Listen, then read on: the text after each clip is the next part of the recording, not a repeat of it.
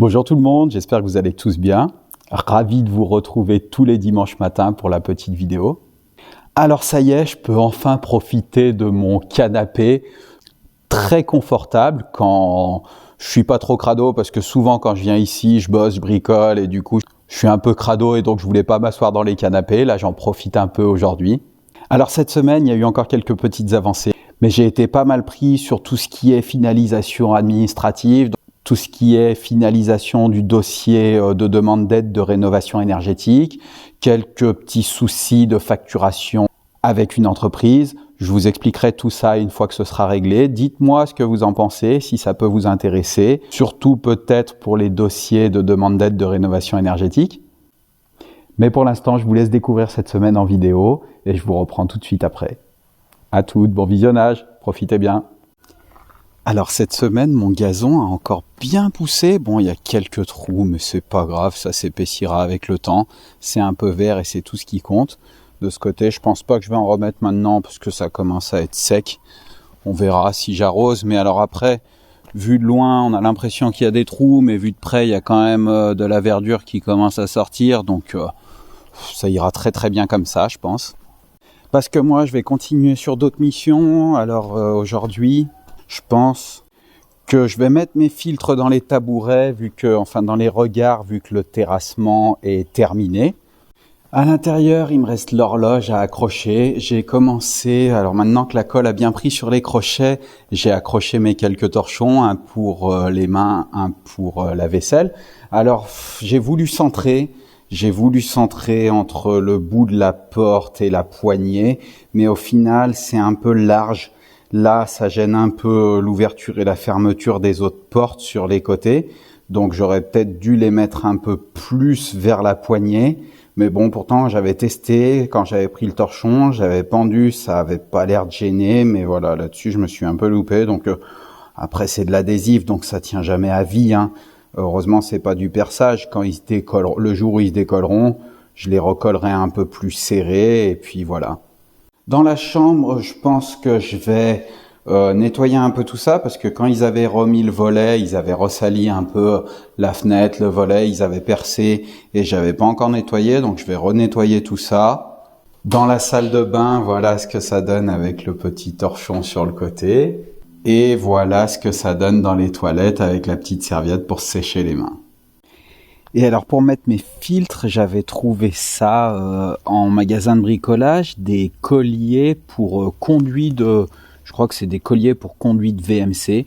Et donc ça va bien, c'est les mêmes tailles. Il y avait du 100 et du 125. Donc voilà, j'ai pris ce qu'il me fallait pour pouvoir mettre mes filtres dans les regards. Parce qu'on voit bien qu'il y a quand même un peu de sable qui tombe. J'en ai enlevé un peu là, sûrement des murs en pierre qui sont autour, des toits, même les oiseaux qui vont dans les chenaux. Et on voit aussi une plume d'oiseau, donc voilà, pour éviter que tout ça parte dans le puits quand il y a des forts orages.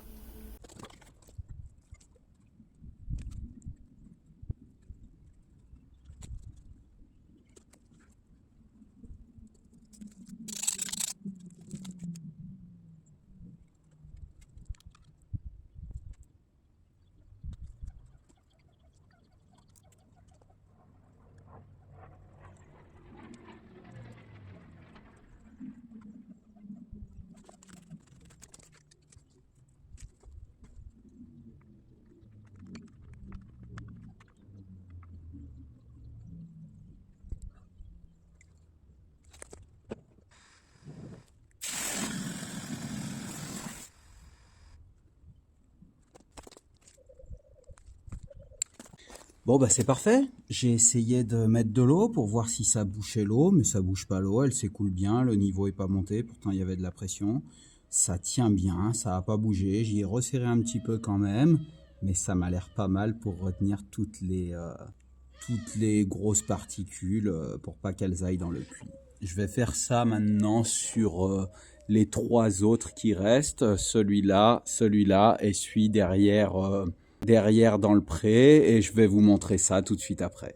Et voilà pour le deuxième. Franchement, c'est nickel ce système, c'est très bien. On verra à l'usage avec le temps, selon ce qui tombe des toits et selon s'il faut que je les nettoie, que je les démonte et que je les nettoie souvent. De toute façon, Je vous tiendrai au courant, je vous montrerai tout ça dans le temps et je vous ferai un retour là-dessus. Et maintenant que j'ai mis mes filtres dans mes 4 regards, j'ai vu que les maçons sont repassés, ont récupéré tous les gravats, ça c'est top, ils ont laissé ça bien propre. Et donc maintenant je vais refaire la clôture correctement, reparquer tout ça pour qu'on puisse mettre les vaches.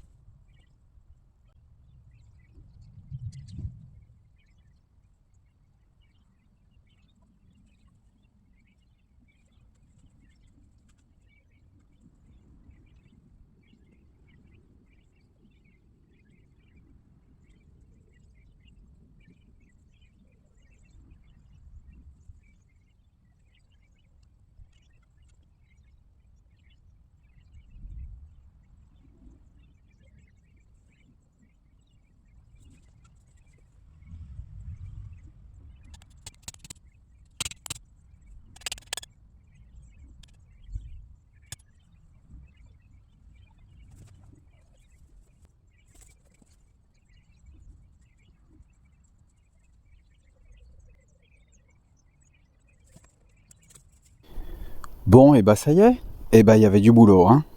C'était tout noyé, enterré dans l'herbe, là, l'herbe elle était plus haute que moi, je voyais plus le fil, plus les piquets, j'ai dû tout arracher, c'était tout pris dedans, entre l'herbe qui avait versé dessus, les espèces de grands-berdes collantes qui entourent tout. Donc ça leur fera quand même beaucoup plus grand, parce que là je suis venu jusqu'au bord des graviers, maintenant qu'on sait où on s'était arrêté. Ça leur fera plus grand et moi surtout ça me fera moins grand à tailler à la débroussailleuse. Ici, vu que j'avais taillé un peu la haie et que j'avais replanté les petits chênes, c'est pareil, j'ai repoussé les piquets puisque j'ai taillé la haie de buisson. Et donc en dessous, voilà, j'ai pu, en dessous j'ai coupé, je coupe un peu l'herbe. Alors j'en ai écrasé, j'en coupe un peu parce qu'en fait, si l'herbe touche le fil, vu qu'on va y mettre le courant, en fait ça prend le courant et ça l'emmène à la terre, c'est conducteur. Bon, pas quand c'est trop sec, mais là c'est encore vert et quand il pleut c'est conducteur et donc du coup ça emmène le courant à la terre, ça fait terre et il n'y a plus de courant dans le fil et après les vaches passent. Donc il faut couper l'herbe pour le fil et voilà, je l'ai emmené jusqu'à mes petits chênes que j'avais plantés qui poussent bien d'ailleurs. Là on a un petit fusain d'Europe, donc refaire une petite haie naturelle. Là on a un autre petit chêne, mais c'était surtout pour avoir des arbres un peu plus sympas. J'avais mis du sureau sauvage, je crois qu'il y a un petit prunier aussi, il y a du charme là-bas. Et voilà le fil qui arrive jusqu'au bout. Donc j'ai replanté le piquet là. Là le piquet de tête je l'ai attaché au charme ici et au piquet ici pour qu'il soit bien maintenu, parce que vu le piquet de tête c'est lui qui tient toute la tension du fil, hein. Donc si on l'attache pas, il a tendance à plier, après le fil il se détend, donc c'est pas top. Ici plus haut j'ai fait le tour du puits comme ça, donc comme ça me laisse la place de passer et de travailler quand je vais refaire ce puits là. Je vais sûrement y attaquer, je vais voir ce qui me reste. Donc là, elles auront beaucoup plus grand aussi, hein, puisque là, il y avait tout le rond où c'était la décharge et les buissons qui avaient poussé. Donc elles auront quand même beaucoup plus grand. Et je l'ai emmené jusqu'ici. Donc là, il me reste aussi à déplacer le bac. Je vais sûrement vous filmer ça. Le vider avec toutes les pluies qu'il y a eu, il s'est bien rempli d'eau pluviale. Le vider, le nettoyer parce qu'il était bien sale, le nettoyer bien propre. Et puis je pense que je vais le mettre là. Par là au plat, au-dessus du puits. Comme ça, je pourrais tirer mon tuyau de la maison et emmener au bac jusque là pour le remplir. Donc là ensuite, j'ai mis un fil qui court le long du mur. Alors au plus proche possible, qu'elle puisse manger jusque sous le fil. Mais je l'ai mis le plus proche du mur possible, mais j'ai mis un fil quand même, puisque ici, comme je vous disais, je souhaitais y fermer pour pas qu'elle vienne abîmer les descentes d'eau pluviale, mes tuiles, mes tôles que j'ai gardées de côté, pas qu'elles viennent faire tout tomber le temps que je refasse le crépi sur le mur aussi. Ça aussi, je vais y attaquer là maintenant qu'il fait un peu meilleur. Et surtout, pas qu'elles viennent marcher sur la fosse, parce que ça, faut pas qu'elles viennent y marcher dessus. Donc j'ai fait une double sécurité si jamais elle passe, mais normalement, bon, ça devrait pas. Mais parfois ça arrive, j'ai fait une double sécurité avec un fil barbelé, parce que là, si elles viennent marcher dessus et y casser, il y en a quand même pour des ronds. Et voilà, j'ai fermé le carré jusque là-bas. Comme ça, mes tuiles que j'ai mis de côté, ce sera pas cassé, pas abîmé, les fenêtres non plus, les tôles non plus. Et c'est là que je vous disais que maintenant que je vois ce petit carré fermé, c'est vrai que je serais pas obligé de mettre le fil contre le mur. Je pourrais le mettre, laisser un petit chemin d'accès, comme ça on peut sortir vers le portillon, venir par là, par le petit chemin pour profiter de ce carré. Mais c'est vrai que maintenant que je vois ce carré ici, une ouverture de ce côté aurait été pas trop mal, mais bon, c'est côté nord, donc c'est quand même plus sympa de rentrer dans la cour. Mais ici, rien ne nous empêche plus tard de faire un petit portillon ici, pour avoir un accès direct de la cour ici, dans ce petit carré qui est plutôt sympa, pour l'été, qui sera à l'ombre côté nord. Pourquoi pas faire une petite terrasse ici, ou alors carrément si dans la cour on veut faire notre petit jardin, ou alors un jardin, parce que la cour finalement de l'herbe il en reste plus énormément pour faire un grand jardin, donc pourquoi pas un jardin, un parc à poules pour peut-être pas avoir les poules dans la cour, c'est peut-être plus sympa de les avoir un peu derrière. Enfin voilà, il y a encore de quoi faire et de quoi réfléchir. Et donc pour finir sur ma clôture, vu qu'on doit fermer pour la fosse, enfin la station de relevage, pareil, j'ai emmené un piquet qui venait jusqu'ici, que j'ai attaché, là j'avais ça dans le mur, ça tombe très bien, on utilise ce qu'il y a, que j'ai attaché parce que pareil, vu que c'est un piquet de tête, la tension du fil tire sur le piquet, ça a tendance à le plier, donc c'est très très bien comme ça.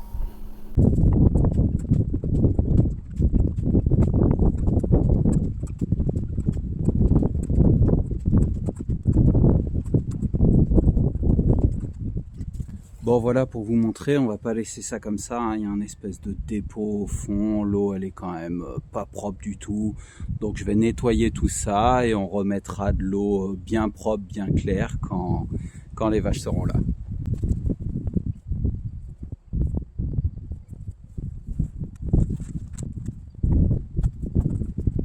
Bon alors voilà, on voit bien quand on l'a relevé, l'espèce de dépôt qu'il y avait au fond qui est, quand je l'ai roulé, qui coule de partout par terre.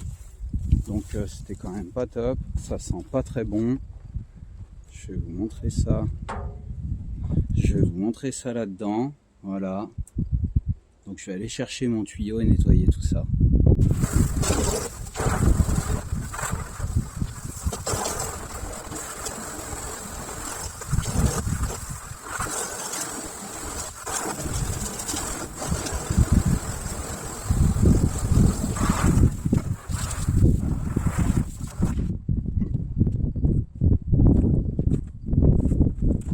Et voilà, j'ai terminé. Comme ça, j'ai mis le bac, je l'ai bien positionné. J'ai retiré un peu le fil. Comme ça, je l'ai mis à distance que je voulais du puits. J'ai bien positionné mon bac.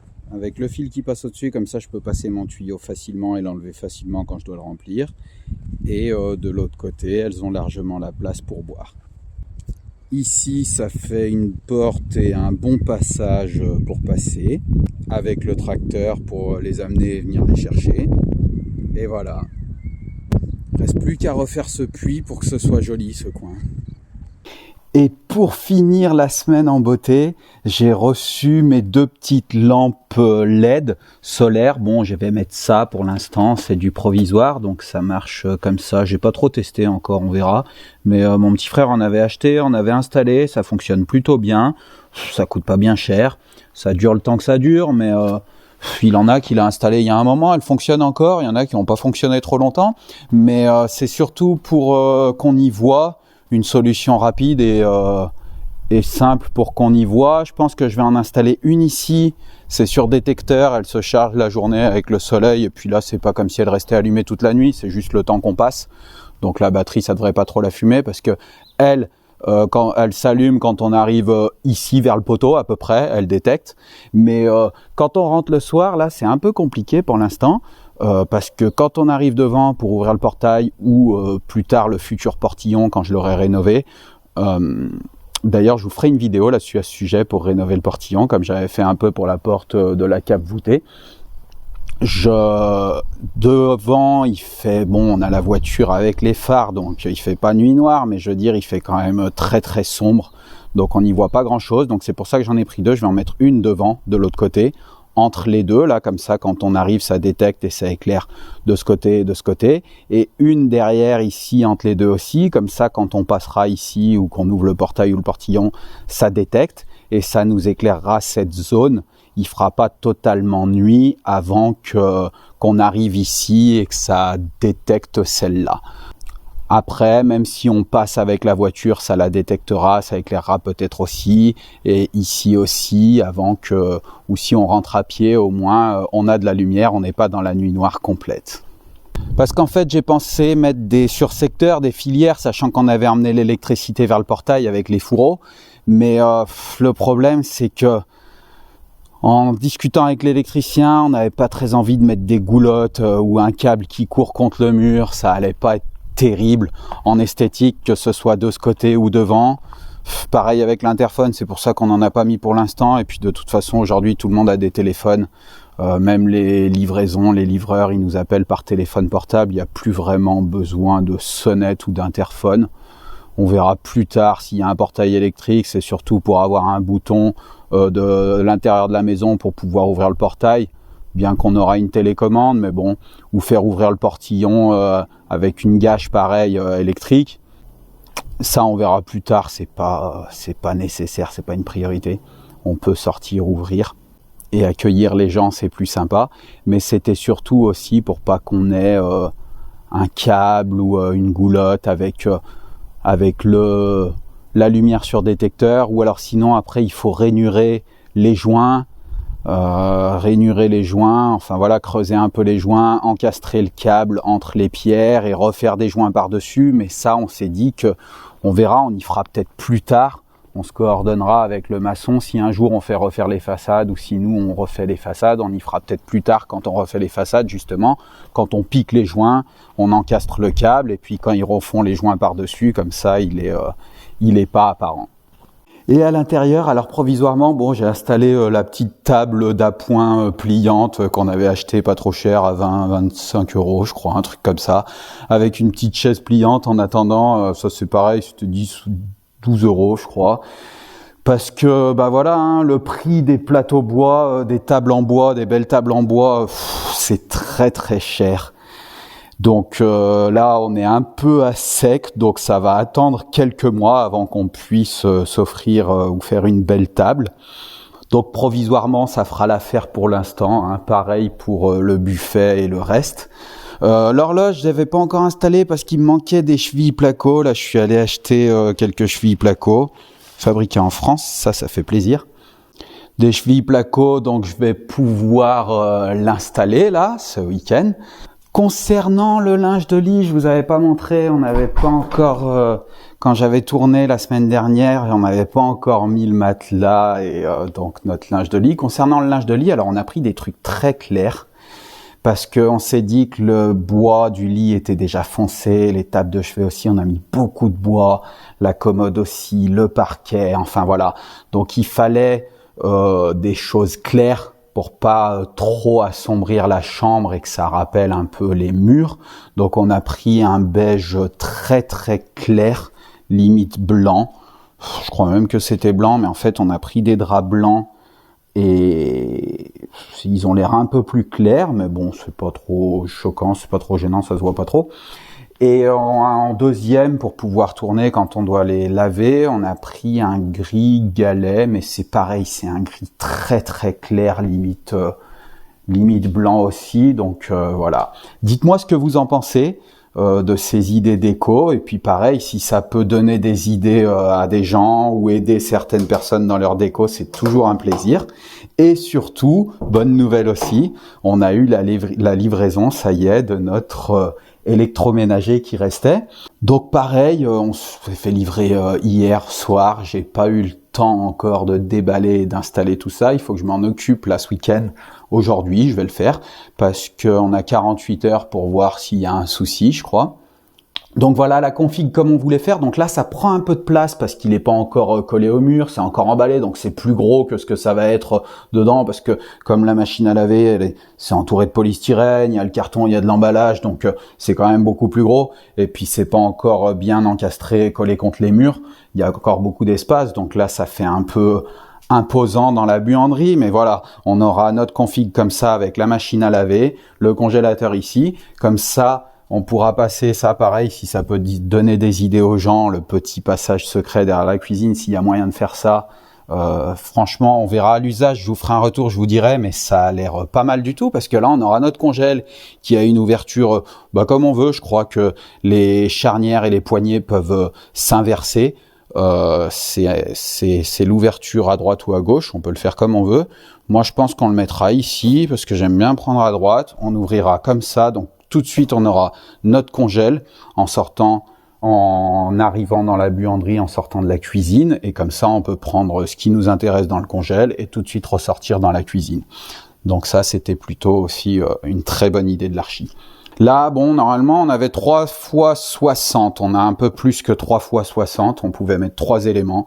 Si on veut mettre un 3e élément ici, comme le sèche-linge par exemple, les prises en hauteur pour pas qu'on soit gêné à les brancher derrière, ou ça c'est une idée de l'électricien, c'est une bonne idée aussi, j'ai trouvé. Il m'a dit qu'il aimait bien mettre les prises en hauteur, comme ça on n'est pas obligé d'aller se faire chier derrière quand on veut débrancher ou faire quelque chose, ou rebrancher, ou voilà, c'est à hauteur, c'est accessible, on n'est pas obligé de se baisser, d'aller se contorsionner.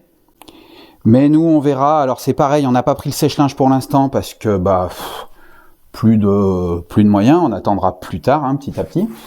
Comme on dit, petit à petit, voilà, l'oiseau fait son nid. Petit à petit, on arrive à mettre des choses. On a déjà bien avancé. Et là, pour l'instant, bon, ça va être l'été. Enfin bon, il fait pas encore, c'est pas trop l'été encore pour l'instant, mais le linge sèche plus rapidement. On n'est pas non plus en plein hiver. On va pas avoir besoin de sèche-linge forcément tout de suite.